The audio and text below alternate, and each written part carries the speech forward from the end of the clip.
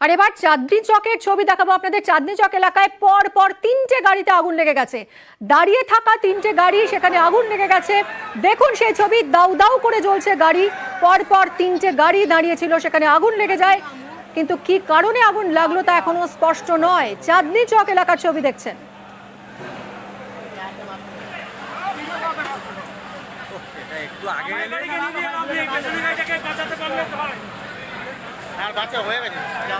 এখানে গাড়ি ছিল, হঠাৎ এমনি এমনি দেখছি এসে আগুন জ্বলছে হঠাৎ করেই।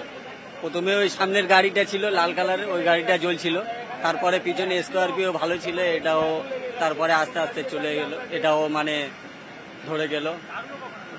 তিনটে গাড়ি এক এক করে সব আগুন ধরা শুরু হয়ে গেছে।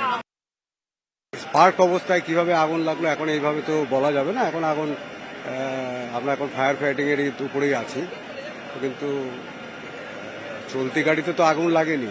এখন এগুলো পার্ক ছিল, এখানে স্টেশন ছিল, স্টেশন অফিসের অবস্থাতেই আগুন লেগেছে। তাই তো হয়, নিয়ারেস্ট দেখুন না, পেছনে গাড়িটা কম ড্যামেজ হয়েছে যেহেতু ওটা পরে লেগেছে, কোনো আগের গাড়ির রিফ্লেক্স এই হয়েছে।